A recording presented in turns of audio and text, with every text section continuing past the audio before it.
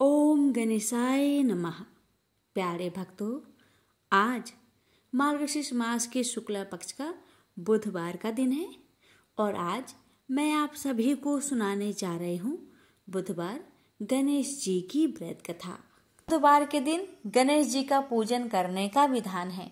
कहा जाता है कि इनका पूजा और कथा को श्रवण करने से भक्तों की सभी दुख कष्ट दूर हो जाते हैं, जीवन में सुख समृद्धि आती है, व्यक्ति में सहनशीलता का विकास होता है, संकट रोग और दरिद्रता से मुक्ति मिलती है, आर्थिक समस्याओं से छुटकारा मिलता है। और इसके साथ ही भक्तों, कथा को अगर श्रद्धा भाव से श्रवण किया जाए तो उनको जल्द ही कर्ज से भी छुटकारा मिल जाता है। तो आइए हम श्रवण करते हैं सभी मनोकामनाओं को पूर्ण करने वाली गणेश भगवान जी की व्रत कथा। आप सभी भक्तों की मंगल कामना को करते हुए इस कथा का श्रवण करते हैं। गणेश भगवान जी, रिद्धि सिद्धि माता आप सभी भक्तों की, हमारी सभी की मनोकामना को पूर्ण करे। प्रेम से बोलिए गणेश भगवान जी की जय। एक गांव में माँ बेटी रहती थी। एक दिन वह अपनी माँ से कहने लगी कि गांव के सब लोग गणेश मेला देखने जा रहे हैं, मैं भी मेला देखने जाऊंगी। माँ ने कहा कि वहाँ बहुत भीड़ होगी, कहीं गिर जाओगी तो चोट लगेगी। लड़की ने माँ की बात न सुनी और मेला देखने चल पड़ी। माँ ने जाने से पहले बेटी को 2 लड्डू दिए और 1 घंटी में पानी दिया। माँ ने कहा कि 1 लड्डू तो गणेश जी को खिला देना और थोड़ा पानी पिला देना, दूसरा लड्डू तुम खा लेना और बचा पानी भी पी लेना। लड़की मेले में चली गई। मेला खत्म होने पर सभी गांव वाले वापस आ गए, लेकिन लड़की नहीं आई। लड़की मेले में गणेश जी के पास बैठ गई और कहने लगी कि 1 लड्डू और पानी गणेश जी तुम्हारे लिए और 1 लड्डू और बाकी बचा पानी मेरे लिए। इस तरह कहते कहते सारी रात बीत गई। गणेश जी ये देखकर सोचने लगे कि अगर मैंने 1 लड्डू और पानी नहीं पिया तो यह अपने घर नहीं जाएगी।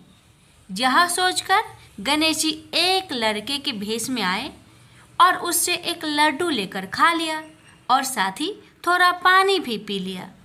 फिर वह कहने लगे कि मांगो, तुम क्या मांगती हो। लड़की मन में सोचने लगी कि क्या मांगू, अन्न मांगू या धन मांगू या अपने लिए अच्छा वर मांगू या खेत मांगू या महल मांगू। वह मन में सोच रही थी। तो गणेश जी उसकी मन की बात को जान गए। वह लड़की से बोले कि तुम अपने घर जाओ और तुमने जो भी अपने मन में सोचा है वह सब तुम्हें मिलेगा। लड़की घर पहुंची तो माँ ने पूछा कि इतनी देर कैसे हो गई। बेटी ने कहा कि आपने जैसा कहा था मैंने वैसा ही किया है।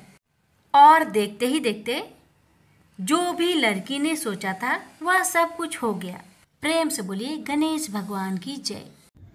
एक समय की बात है कि साहूकार अपने पत्नी को लाने के लिए अपने ससुराल गया।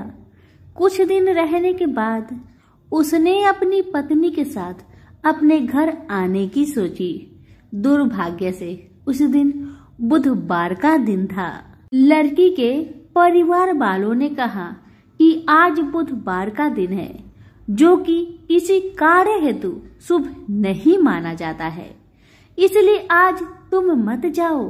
किंतु साहूकार ने किसी की एक न मानी और पत्नी समेत अपने ससुराल से घर को प्रस्थान किया। रास्ते में साहूकार की पत्नी को प्यास लगी। उसने साहूकारनी से कहा, तुम बैलगाड़ी में ही बैठो, मैं पानी लेकर आता हूँ। जब वो पानी लेकर आया तो उसने देखा कि उसका शक्ल का एक आदमी उसके पत्नी के साथ बैठा है। तब उसने जाकर उस पुरुष से पूछा, तुम कौन हो। तब उसने कहा, मैं साहूकार हूँ। और फिर दोनों के बीच में झगड़ा शुरू हो गया और वहां लोग और कुछ सिपाही आ गए, जिन्होंने उस स्त्री से पूछा, तुम्हारा पति कौन है। तब वो इसका उत्तर न दे सकी और साहूकार अपने मन में कहने लगा कि ये प्रभु कैसा लीला है आपका। तब आकाशवाणी हुई, अरे मूर्ख, आज बुधवार का दिन था, तभी तूने आज ही गमन किया। ये सब भगवान बुध देव के प्रकोप से हो रहा है, वो तुझसे रूठ गए हैं। तब साहूकार ने भगवान बुध देव से क्षमा याचना की और तब वो आकाशवाणी खत्म हो गई और इंसान के रूप में आए बुध देव भी अदृश्य हो गए। और फिर साहूकार अपनी पत्नी संग घर गया और भगवान बुध देव की पूजा की। जो भी इस व्रत कथा को सुनता है उसको बुधवार की यात्रा करने का पाप नहीं लगता है। प्रेम से बोलिए बुध देव की जय हो। प्रेम से बोलिए गणेश जी महाराज की जय। एक समय की बात है, एक भाई बहन रहते थे। बहन का नियम था कि वह अपने भाई का चेहरा देखे ही खाना खाती थी। हर रोज वह सुबह उठती थी और जल्दी जल्दी सारा काम करके अपने भाई का मुंह देखने के लिए उसके घर जाती थी। एक दिन रास्ते में एक पीपल के नीचे गणेश जी की मूर्ति रखी थी। उसने भगवान के सामने हाथ जोड़कर कहा कि मेरे जैसा अमर सुहाग और मेरे जैसा अमर पिहर सबको दीजिए। यह कहकर वह आगे बढ़ जाती है। जंगल के झाड़ियों के कांटे उसके पैरों में चुभा करते जाते थे। एक दिन भाई के घर बहन पहुंची और भाई का मुख देखकर बैठ गई तो भाभी ने पूछा, पैरों में क्या हो गया है? यह सुनकर उसने भाभी को जवाब दिया कि रास्ते में जंगल के झाड़ियों के गिरे हुए कांटे पाँव में चुभ गए हैं। जब वह वापस अपने घर आ जाए तब भाभी ने अपने पति से कहा कि रास्ते को साफ करवा दो, आपकी बहन के पाँव में बहुत सारे कांटे चुभ गए हैं। भाई ने तब कुल्हाड़ी लेकर सारी झाड़ियों को काटकर रास्ता साफ कर दिया, जिससे गणेश जी का स्थान भी वहां से हट गया। यह देखकर भगवान गुस्सा हो गए और उसके भाई के प्राण हर लिए। लोग अंतिम संस्कार के लिए जब भाई को ले जा रहे थे तब उसकी भाभी रोते हुए लोगों से कही, थोड़ी देर रुक जाओ, उसकी बहन आने वाली है, वह अपने भाई का मुख देखे बिना नहीं रह सकती, उसका यह नियम है। तब लोगों ने कहा, आज तो देख लेगी पर कल कैसे देखेगी? रोज दिन की तरह बहन अपने भाई का मुंह देखने के लिए जंगल में निकली। तब जंगल में उसने देखा कि सारा रास्ता साफ किया हुआ है। जब वह आगे बढ़ी तो उसने देखा कि सिद्धि विनायक को भी वहां से हटा दिया गया है। तब उसने जाने से पहले गणेश जी को एक अच्छे स्थान पर रखकर उन्हें स्थान दिया और हाथ जोड़कर बोली, भगवान मेरे जैसा अमर सुहाग और मेरे जैसा अमर पिहर सबको देना। और फिर बोलकर आगे निकल गई। भगवान तब सोचने लगे, अगर इसकी नहीं सुनी तो हमें कौन मानेगा, हमें कौन पूजेगा? तब सिद्धि विनायक ने उसे आवाज दी, बेटी इस खेजड़ी की 7 पत्तियां लेकर जा और उसे कच्चे दूध में घोलकर भाई के ऊपर छींटा मार देना, वह उठकर बैठ जाएगा। यह सुनकर जब बहन पीछे मुड़ी तो वहाँ कोई नहीं था। फिर वह यह सोचने लगी कि ठीक है, जैसा सुना वैसा कर लेती हूँ। फिर वह 7 खेजड़ी की पत्तियां लेकर अपने भाई के घर पहुंची। उसने देखा वहाँ कई लोग बैठे हुए हैं, भाभी बैठी रो रही है और भाई की लाश रखी है। तब उसने उस 7 पत्तियों को बताए हुए नियम के तहत भाई के ऊपर इस्तेमाल किया। तब भाई उठकर बैठ गया। भाई बोला बहन से, बोला मुझे बहुत ही गहरी नींद आ गई थी। तब बहन बोली, यह नींद किसी दुश्मन को भी ना आए, और उसने सारी बात अपने भाई को बता दी। तो मान्यता के अनुसार ये है गणेश जी की चमत्कारी कथा। प्रेम से बोलिए गणेश भगवान जी की जय हो।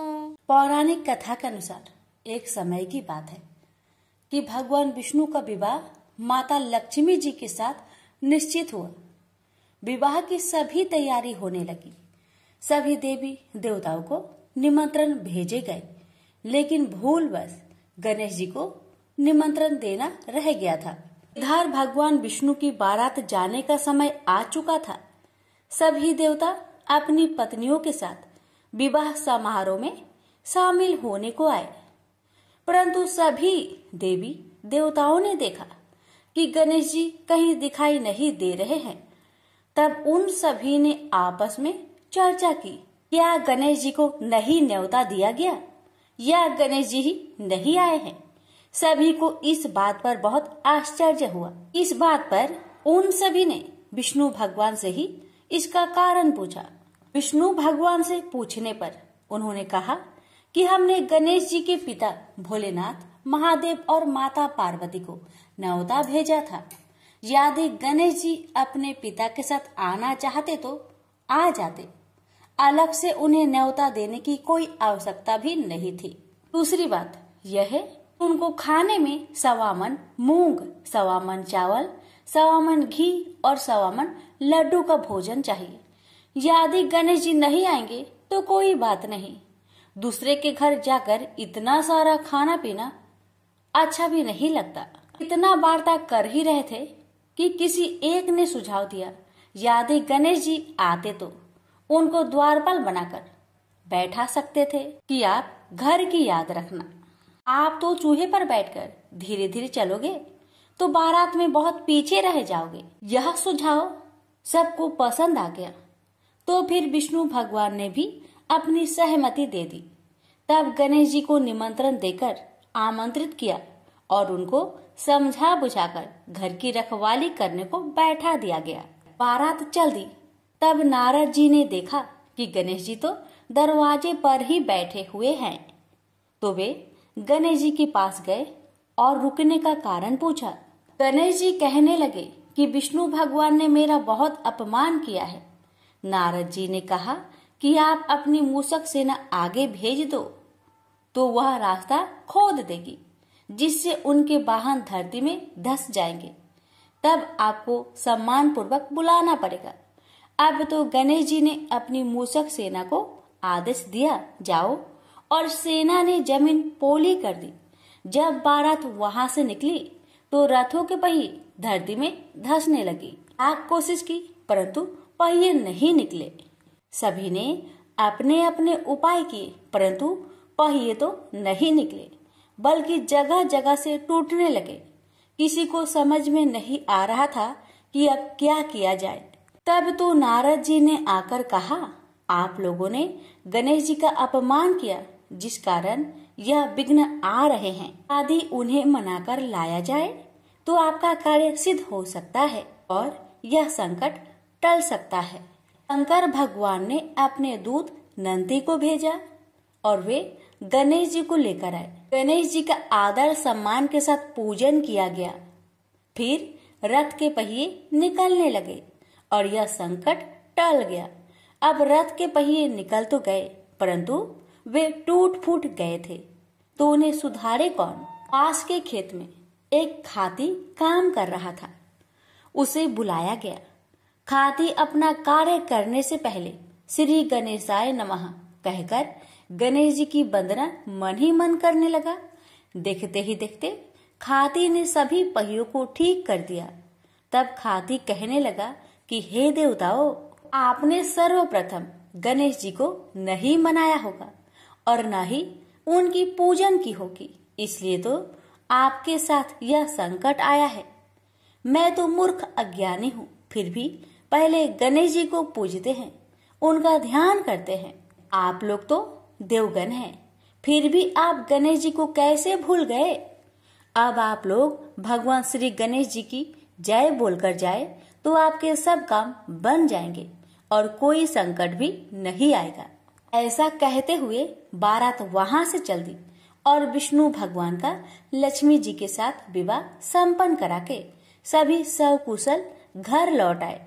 हे गणेश जी महाराज, आपने विष्णु को जैसा कार्य सरियो ऐसा कार्य सबको सिद्ध करिजो। बोलिए गजानन भगवान की जय। बहुत समय पहले की बात है। किसी गांव के बाहर एक बरगद का पेड़ था, जिसके पास ही गणेश जी का एक छोटा सा मंदिर था। गांव में और मंदिर नहीं थे, इसलिए सब लोग इसी मंदिर में आकर पूजा किया करते थे। गांव में एक भिखारी भी रहता था। भीख मांगना ही उसका काम था। गांव छोटा सा था, भिखारी को काफी भीख नहीं मिलती थी, इसलिए यह और कोई उपाय न देखकर मंदिर के दरवाजे पर बैठने लगा। सोचने लगा कि लोग यहाँ धर्म करने आते हैं और नहीं तो सही पेट भरने लायक भीख तो मिल जाया करेगी। भिखारी दिन भर मंदिर के दरवाजे पर बैठा रहता और जब वहाँ किसी को आते देखता तो शिव शिव रटने लगता। इस तरह बेचारा दिन भर गणेश जी और शिव जी का नाम जपता रहता था, मगर शाम तक उसे भीख मिलती थी। फिर 2-4 मुट्ठी अन्न और कुछ फल मूल और कभी कभी 4-6 पैसे मिलते थे। भला इतनी थोड़ी आमदनी से किसी की गुजर कैसे हो सकती है। फिर भिखारी को अपना ही नहीं बल्कि अपनी बेटी की भी चिंता करनी पड़ती थी। उसकी बेटी का नाम था कमला और वह बड़ी चतुर और बड़ी समझदार थी, मगर चतुराई और समझदारी से तो पेट की आग नहीं बुझती, उसे तो भोजन चाहिए। इसलिए कमला कभी कभी अपने बाप को भोजन पाने के लिए तंग करने लगती थी। उस वक्त भिखारी के दिल पर बड़ी चोट लगती, उसकी आंखें भर आती थी। वह चिंता के समुद्र में डूब उतरने लगता था। गर्मी के दिन थे, दोपहर का समय था। ऊपर आसमान और नीचे धरती धक धक जल रही थी। चारों तरफ सन्नाटा छा रहा था। ऐसे ही समय में महादेव पार्वती लोगों का सुख दुख देखने इस संसार में आए। चलते चलते वे उसी गांव में पहुंचे और गणेश जी के मंदिर के सामने से निकले। भिखारी उन्हें आते देख ओम नमः शिवाय, ओम नमः शिवाय की रटना रटने लगा। भिखारी की यह हालत देख पार्वती जी को बड़ी दया आई। उन्होंने महादेव जी से कहा, भगवान इस भिखारी की तरफ भी तो देखिए, बेचारा कितना दुखी है। देखिए तो कितने प्रेम से आपका नाम जप रहा है और आप भगवान कितने कठोर है। आपको क्या इस भिखारी पर दया नहीं आई? मैंने सुना था कि लोग बड़े पापी हो गए हैं, वो देवताओं का पूजा नहीं करते, मगर नहीं, आज मुझे मालूम हुआ कि इसमें उनका कोई अपराध नहीं, सब तो देवताओं का अपराध ही है। इसी भिखारी को ले लीजिए। बेचारा को आपका नाम लेते लेते बरसों बीत गए। इतने पर भी अभागा पेट भर भोजन तक नहीं पाता। जब देवता ही ऐसे कठोर हो जाएंगे तब कोई काहे उनकी पूजा करेगा। अब महादेव जी को पार्वती जी की बात लग गई। भगवान बोले, देवी आप असल बात क्या है नहीं जानती और आप जान भी नहीं सकती, क्योंकि आपका हृदय ही इतना कोमल है कि मैं कहता हूँ देवी आप जिद ना करें, जो हो रहा है उसे होने दीजिए। देवी ने एक ना सुना तो भगवान ने कहा, ठीक है तो मैं आज इस भिखारी के लिए कुछ बंदोबस्त करा देता हूँ, जिससे इस भिखारी का दुख दूर हो जाएगा। इतना कहकर महादेव जी पार्वती जी के साथ मंदिर में पहुँचे। माता पिता को आते देख गणेश जी उठकर खड़े हो गए। उन्होंने बड़े प्रेम से माता पिता को प्रणाम किया। महादेव जी ने गणेश जी को आशीर्वाद दिया और कहा, देखो बेटा यह भिखारी वर्षों से तुम्हारे द्वार पर बैठा है, मेरा नाम जपा करता है, मगर तुमने अब तक इस पर दया क्यों नहीं किया? अब ऐसा कुछ उपाय करो जिससे इस बेचारे का दुख दूर हो जाए। गणेश जी ने हाथ जोड़कर उत्तर दिया, अच्छी बात है पिताजी, 7 दिन के भीतर उसका दुख दूर हो जाएगा, उसे कहीं न कहीं से 2 लाख रुपए मिल जाएंगे। गणेश जी का उत्तर सुनकर महादेव पार्वती आगे को चल गए। इसी समय एक बनिया मंदिर में पूजा करने आया था। वह आड़ में छिपा छिपा महादेव जी और गणेश जी की बातें सुन रहा था। उसने सोचा, ये तो बहुत अच्छा मौका है, यदि थोड़ी चतुराई से काम लूं तो सहज ही 2 लाख का मालिक मैं हो सकता हूँ। बस वह बड़ी खुशी से भिखारी के सामने पहुंचा और उसे प्रणाम कर एक तरफ बैठ गया। भिखारी को आज तक किसी ने प्रणाम नहीं किया था, न कोई उसके पास आकर बैठा ही था। बनिए की इस काम से भिखारी ने समझा कि यह बेशक कोई भला मानुष है। वह मन ही मन प्रसन्न हुआ और बनिए से बोला, बाबा आप बहुत दयालु जान पड़ते हैं, कहिए मेरे पास आने की कृपा क्यों कर हुई? आप नहीं जानते मैं एक गरीब भिखारी हूँ। बनिए को तो अपना मतलब गांठना था। मीठेपन से बोला, आप भिखारी है? कौन कहता है कि आप भिखारी है? मुझे अच्छी तरह मालूम है कि आप एक पहुंचे हुए महात्मा हैं और आपके दर्शन से लोगों के पाप दूर हो जाते हैं। मैं भी आपके दर्शन करने चला आया हूँ। मुझे आपसे कुछ पूछना है, यदि आज्ञा दो तो पूछो। भिखारी खुशी से बोला, पूछिए। बनिया बोला, भला दिन भर आपको कितनी भीख मिल जाती है? भिखारी बोला, भाई मिलने की क्यों पूछते हो, यहाँ तो पेट की भी लाले पड़े रहते हैं। रोजाना 2-4 मुट्ठी अन्न मिल जाता है, कभी 2-4 पैसे भी मिल जाते हैं। किसी तरह दिन काट लेता हूँ। बनिया कहने लगा, राम राम, आप जैसे महात्मा और यह कष्ट। इस गांव के आदमी भी क्या आदमी हैं? आपकी थोड़ी सी सहायता नहीं कर सकते? आप कैसे यह कष्ट सह लेते हैं? मुझे तो आप पर बड़ी दया आती है। मेरे जी में आता है कि मैं आपकी कुछ सेवा करूं, पर कहने में डर मालूम होता है। भिखारी बोला, आप मेरी सहायता कर सकते हैं? अब बनिया हंसते हुए बोला, मेरी इतनी हैसियत कहाँ है जो आपकी कुछ सेवा कर सकूं? मगर एक बात है, आज से 7 दिन तक आपको जो कुछ भी मिले वह मुझे दे दीजिए। बदले में आपको मैं 100 रुपया दे दूंगा। 100 रुपये के नाम सुनते ही भिखारी मारे खुशी के उछल पड़ा। उसने सोचा, अगर 100 रुपये मिल जाए तो क्या कहना, यहाँ तो 7 दिन में 7 आने के सामान भी न मिले, तब तो 100 रुपये छोड़ देना सरासर बेवकूफी होगी, पूरा गधापन है। मगर इसी समय उसे लड़की की ख्याल आ गई। उसने सोचा, अगर मैं 100 रुपया लेकर घर पहुंचा और मेरी बिटिया रानी गुस्सा करने लगी तो पहले मैं उसकी सलाह ले लेता हूँ। बस यही विचार में आते ही उसने बनिए को जवाब दिया, आपने मुझ पर बड़ी कृपा की, मगर मैं अभी कुछ नहीं कह सकता, सोच विचार करके कल कहूँगा। जब बनिया चला गया तब भिखारी ने अपनी बिटिया को बुलाया और उससे सब हाल कह सुनाया। चतुर बिटिया कमला ने फौरन समझ गई कि इसमें जरूर कोई बनिए की शैतानी है। उसने पिता से कहा, बनिया बिना फायदे के क्यों 100 रुपये देने चला? खैर कोई बात नहीं पिताजी, मैं कल उस बनिए से बातें तय कर लूंगी, मगर आप बीच में कुछ ना बोलना। उधर बनिए का बुरा हाल था। रात भर उसके पेट में चूहे उछलते रहे।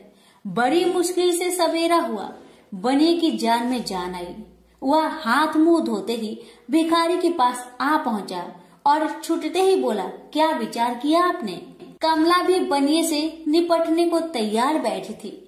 बनिए की बात सुनते ही उसने जवाब दिया, सेठ जी, हम लोगों ने विचार किया, भला 100 रुपये में क्या होता है, इतना सस्ता सौदा होना मुश्किल है, माफ कीजिए।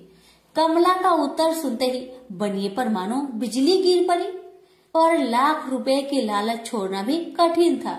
वह 200 रुपए देने को राजी हो गया। अब तो कमला का संदेह और भी पक्की हो गया।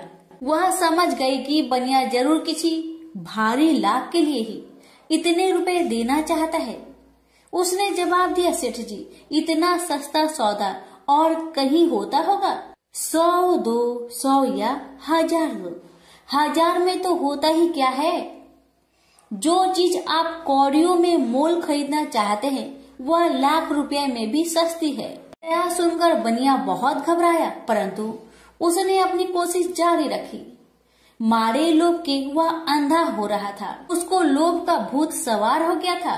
उसने 100 दो, 100 से बढ़कर अंत में 50,000 लगा दिए। अब कमला ने सोचा, इतने रुपए थोड़े नहीं होते। अब बिटिया कमला ने सोचा, इतने बड़े रकम को छोड़ना ठीक नहीं है। उसने बनिए से कहा, खैर आप नहीं मानते तो मैं ही आपकी बात मान लेती हूँ, मगर शर्त ये है कि रुपए अभी मिलने चाहिए।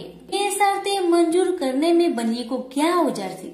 वह खुशी खुशी घर लौटा। उसने सोचा 50,000 रुपए देकर 1 लाख लेना कुछ बुरा नहीं है। 2 लाख न सही 1.5 लाख मालिक तो बन ही जाऊंगा। आहा, मेरी तकदीर भी कितनी चोखी है, साथ ही दिन में 50,000 का लाभ हो गया। उसने घर आते ही भिखारी के पास 50,000 रुपए भेज दिए। अब बनिया हर रोज भिखारी के पास आता और उसकी दिन भर की भीख घर ले आता। इस तरह 6 दिन बीत गए। अब तो बनिए को बड़ी फिक्र हुई। 7वें दिन वह फिर गणेश जी के मंदिर में पहुंचा। उसने देखा कि आज फिर महादेव पार्वती मंदिर में पधारे हैं। बस वह दीवार से कान सटा उनकी बातें सुनने लगा, मगर यह क्या, उसका कान दीवार में चिपक गया। उसने कान छुड़ाने की बहुत कोशिश की, पर कान टस मस न हुआ। तब वह दाहिने हाथ की सहायता से कान छुड़ाने लगा। इतने में हाथ भी दीवार में चिपक गया। इधर महादेव जी ने गणेश जी से पूछा, बेटा, इस भिखारी के लिए कुछ इंतजाम हुआ है? गणेश जी बोले, जी हाँ, उसे 50,000 रुपए तो दिलवा दिए हैं, बाकी के लिए बनिए को दीवार से चिपका कर रखा है। यह बनिया बड़ा लोभी कंजूस है। इसने गरीबों से एक एक के 4-4 वसूल कर अपना घर बनाया है। रुपए वसूल करने में इसने गरीबी पर दया नहीं की। उनके बच्चे भूखे मरते रहे, पर इसने 4 रुपए वसूल करके भी संतोष नहीं किया। इस तरह इसने 1 लाख रुपए से अपनी तिजोरी भर ली है। गरीबों के माल से यह सुख नहीं उठा सकता। अब जब तक यह भिखारी को बाकी 50,000 रुपए न देगा, तब तक दीवार से चिपका रहेगा। गणेश जी की बातें सुनकर बनिए ने अपना माथा को पीट लिया। इसकी आंखें में आंसू बरसने लगे। जब उसने घर से 50,000 रुपए मंगवाया और भिखारी को दे दिए, तब कहीं दीवार से उसका पीछा छूटा। से बोलिए गणेश भगवान की जय, उमापति शंकर भगवान की जय। बात उस समय की है जब परशुराम ने अपनी प्रतिज्ञा के अनुसार पृथ्वी को क्षत्रियों से रहित कर दिया था। तब वे अपने गुरु भूतनाथ के चरणों में प्रणाम करने और गुरु पत्नी अम्बा तथा उनके नारायण तुल्य दोनों गुरु पुत्र कार्तिकेय और गणनायक को देखने की लालसा से कैलाश पहुँचे। वहाँ उन्होंने अत्यंत अद्भुत कैलाशपुरी का दर्शन किया। अपने गुरु की उस दिव्य पुरी के दर्शन कर उनका नंदन आनंद विभोर हो गए। फिर उन्होंने शिव का 15 योजन ऊंचा और 4 योजन विस्तृत अत्यंत सुंदर आश्रम देखा। परशुराम वहां सबसे मिले और उन्होंने सबसे बात की। इसके बाद वे नंदीकेश्वर से आज्ञा प्राप्त कर प्रसन्नता पूर्वक आश्रम के भीतर प्रविष्ट हुए। कुछ ही आगे जाने पर महातपस्वी परशुराम ने बहुमूल्य रत्नों से निर्मित सैकड़ों मंदिर देखे। उन्होंने वहां का भीतरी द्वार देखा, जो नाना प्रकार की चित्रकारी से चित्रित तथा हीरे मोतियों की गुथी हुई मालाओं से अत्यंत शोभ्यमान था। परशुराम ने द्वार के बाएं भाग में अपने गुरु पुत्र कार्तिकेय को देखा और दाहिने और पार्वती नंदन गणेश तथा शिव पार्वती का अवलोकन किया। वे वहां रत्न भरण भूषित बहुमूल्य रत्नों से बने सिंहासनों पर आसीन थे। परशुराम सबसे मिलते और प्रेम पूर्वक बात करते हुए प्रसन्नचित चित्त से आगे बढ़े ही थे कि गणेश ने उन्हें देखकर कहा, शूलपाणी इस समय शयन कर रहे हैं। मैं उन परम प्रभु की आज्ञा प्राप्त कर तत्काल तुम्हें साथ ले चलूंगा। बस इतनी देर रुक जाओ। परशुराम ने गणेश के सम्मुख खड़े खड़े उत्तर दिया, बंधुवर, मैं अपने गुरु शिव व माता पार्वती के दर्शन करना चाहता हूँ। मैं उनके चरणों में प्रणाम कर अभी लौट जाऊंगा। गणेश ने उन्हें अनेक प्रकार से समझाते हुए कहा, इस समय भूतेश्वर शिव एवं माता पार्वती अंतःपुर में है, अतएव अभी आपको वहां नहीं जाना चाहिए। परम गुरुदेव शिव एवं माता पार्वती के चरण कमलों के दर्शन करने का मेरा सहज अधिकार है। परशुराम अपने आग्रह पर दृढ़ थे किंतु गणेश उन्हें अत्यंत विनय पूर्वक समझाते रहे। मैं तो परम पिता शिव एवं माता पार्वती के दर्शनार्थ जाऊंगा ही। यह कहकर परशुराम आगे बढ़ना ही चाहते थे कि गणेश ने उन्हें रोक दिया। 21 बार पृथ्वी को क्षत्रियों से रहित करने वाले भृगु नंदन कुपित हो गए और उनका गणेश से विवाद ही नहीं हुआ, हाथापाई भी होने लगी। कुमार कार्तिकेय ने उन्हें समझाने का प्रयास किया, किंतु क्रोध परशुराम ने उन्हें धक्का दे दिया, जिससे वह गिर गए। शिव पुत्र गणेश ने उठकर परशुराम की ओर डंडा के लिए उनकी भर्त्सना की, तो क्रोध परशुराम ने अपना तीक्ष्ण परशु उठा लिया। तब गणेश ने अपनी सूंड बढ़ाकर उन्हें उसमें लपेट लिया और घुमाने लगे। गणेश की सूंड में लिपटे परशुराम सर्वथा असहाय और निरुपाय थे। गणेश के योग बल से परशुराम स्तंभित रह गए।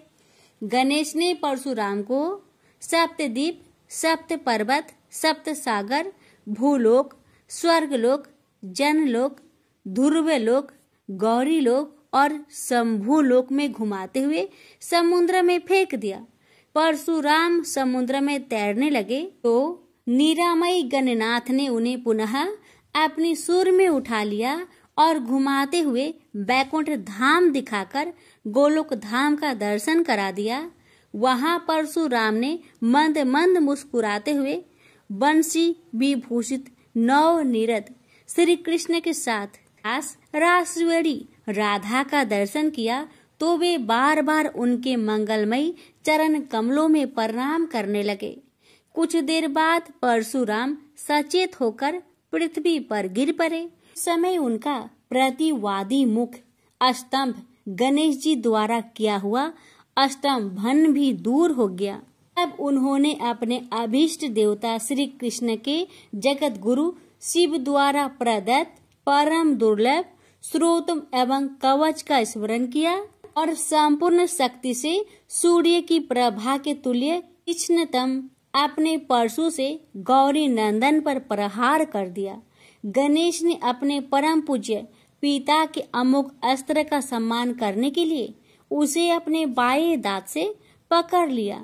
शिव शक्ति के प्रभाव से वह तेजस्वी परशु गणेश के बाएं दांत को समूल काट कर पुनः रेणु का पुत्र परशुराम के हाथ में लौट आया। गणेश का दांत टूटते ही भयानक गर्जना हुई और रक्त का फवारा फूट पड़ा। मुंह से निकलकर रक्त से सना दांत भूतल पर गिर पड़ा।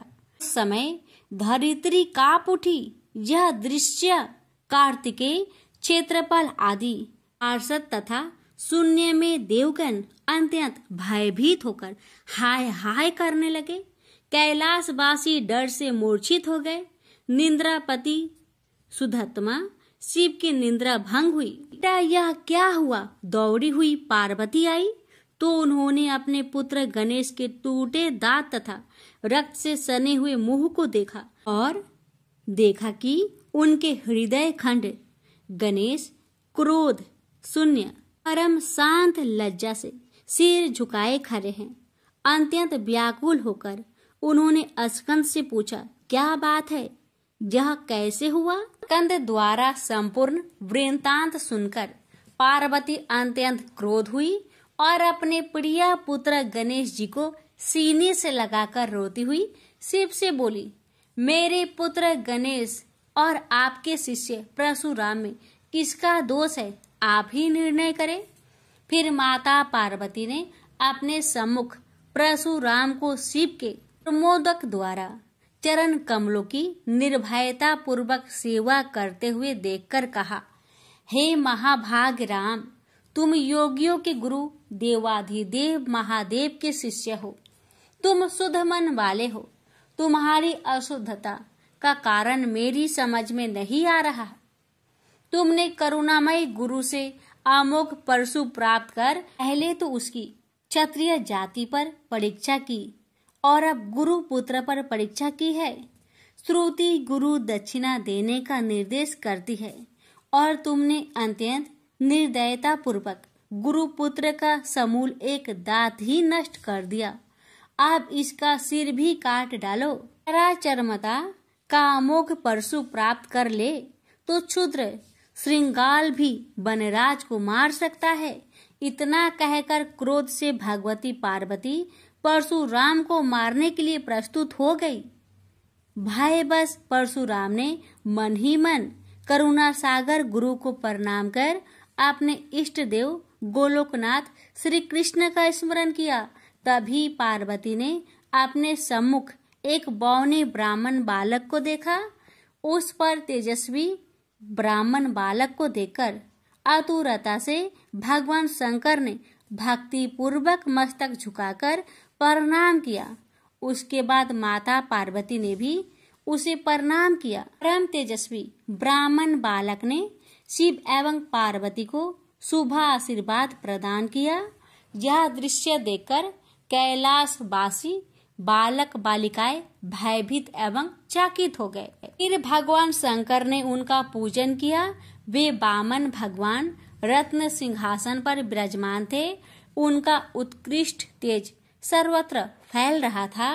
भगवान शंकर ने मधुर शब्दों में कहा, आज मेरा परम सौभाग्य है जो आपने कृपा पूर्वक मेरे यहाँ पधार कर मुझे सेवा का अवसर प्रदान किया है। सुतोष शिव की मधुर वाणी से प्रसन्न होकर ब्राह्मण बाल रूपी स्वयं श्री हरि ने गंभीर स्वर में कहा, आप लोग की वर्तमान स्थिति जानकर मैं श्वेत द्वीप से आ रहा हूँ। मेरे भक्तों का कभी अमंगल नहीं होता। मेरा सहस्त्र सार उनके रक्षार्थ प्रतिक्षण प्रस्तुत रहता है, किंतु गुरु के रुष्ट होने पर मैं विवश हो जाता हूँ। गुरु की अवहेलना बलवती होती है। विद्या और मंत्र प्रदान करने वाला गुरु अभिष्ट देव से 100 गुना श्रेष्ठ है। गुरु से बढ़कर कोई देवता नहीं है, पार्वती से बढ़कर कोई पतिव्रता नहीं है तथा गणेश से उत्तम कोई जितेंद्रिय नहीं है। भृगु नंदन ने गुरु पत्नी एवं गुरु पुत्र की अवहेलना कर दी है। उसी का मार्जन करने के लिए मैं यहाँ उपस्थित हुआ हूँ। श्री हरि ने भगवान शंकर के बाद भगवती पार्वती से कहा, तुम जग जननी हो। तुम्हारे लिए गणेश, कार्तिकेय और परशुराम भी पुत्र तुल्य है। इन परशुराम ने स्नेह के प्रति शिव और तुम्हारे मन में भेद नहीं है। आता एवं जो उचित समझो करो। देव बड़ा प्रबल होता है। बालकों का यह विवाद तो देव दोष से ही घटित हुआ है।